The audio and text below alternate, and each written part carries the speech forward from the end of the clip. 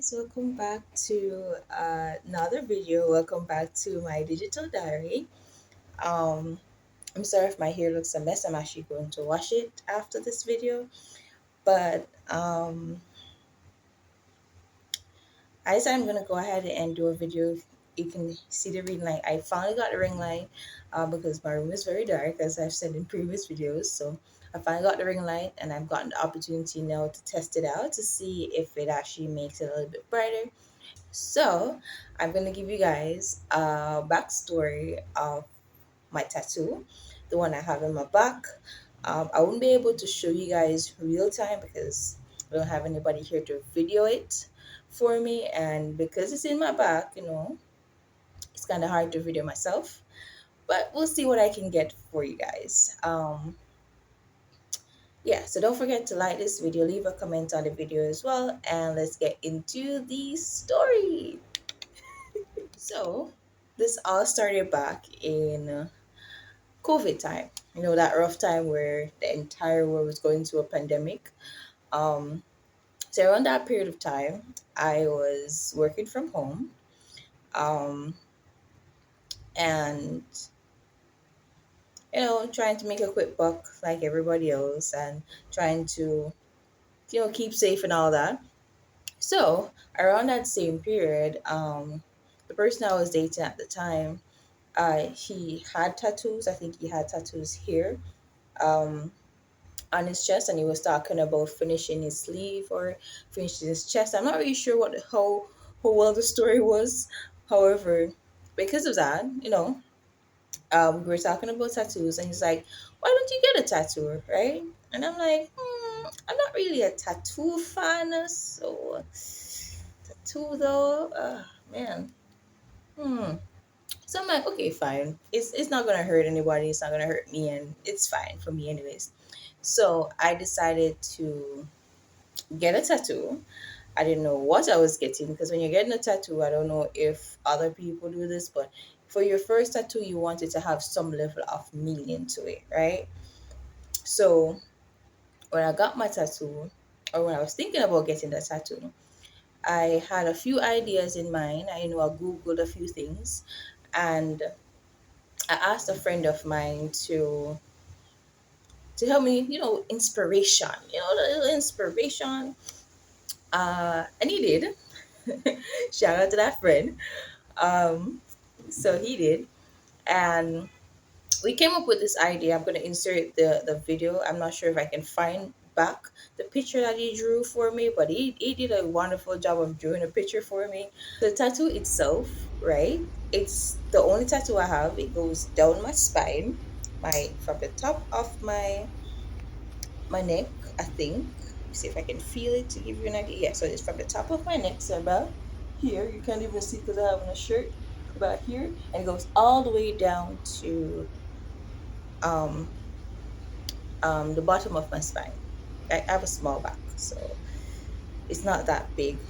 If you know me, it's not gonna be that big. But if you don't know me, it probably sounds huge when I explain it. So what the tattoo is, right? Um, the idea that I got was I got a heart with a knife through it or a dagger. I'm not sure.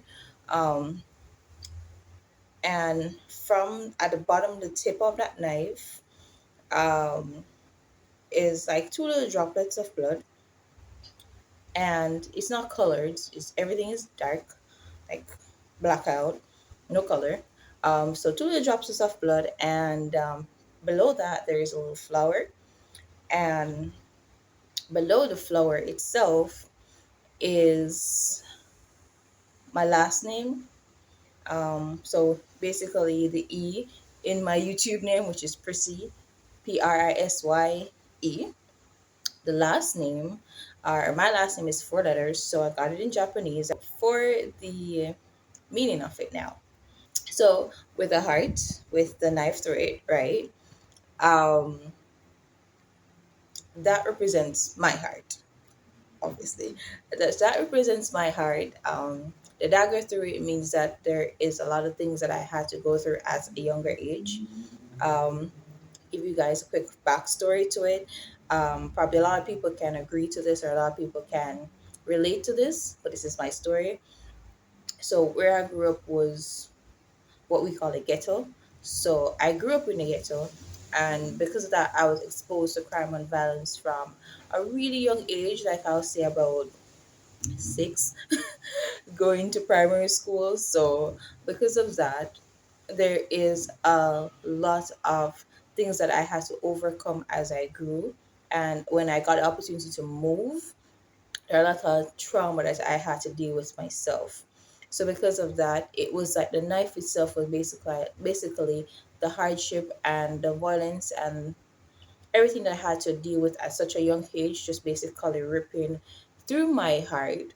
Um, the flower below that was going to be, or it's self-explanatory. Um, it's basically me blossoming, sorry, as an adult. Um, Trying to overcome everything that I have been through and all the tears I had to cry, all the people I had to lose in order for, everything to stop, and to know that I had no control over anything. I just had to live with it. I had to fear my life.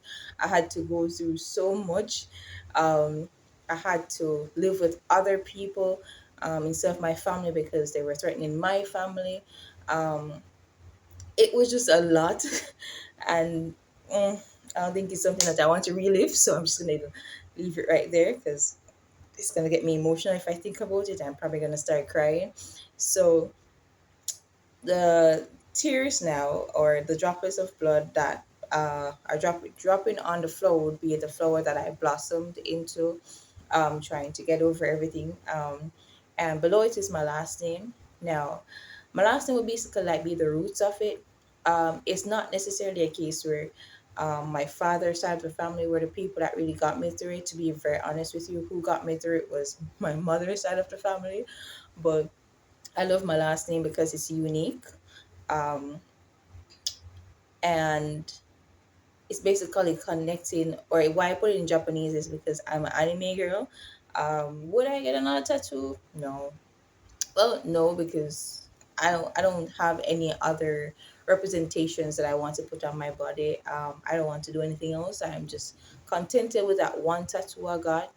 And when I have to stand before the Lord and explain myself, hopefully I can explain myself well enough. You understand? So I don't want to do anything else. So shout out to all the people that have million tattoos on their body. Kudos to you. The pain for the tattoo, it was bearable. Um, and if you've ever done a spine tattoo, it's on your bone. So imagine somebody just be rubbing a needle on your bone for you to get some level of pain. Because I'm telling you, in order for her to color it or to shade it, as they say, she just keeps doing this.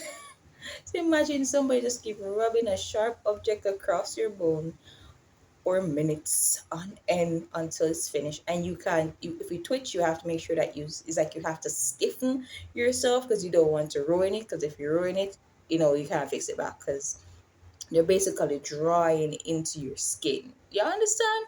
So yeah, so that is my tattoo journey. I'm really gonna actually do this video. I was a bit nervous to do this video, to be very honest with you. I'm still nervous. No. However, I enjoy talking about it. So yeah, that ends my video for today.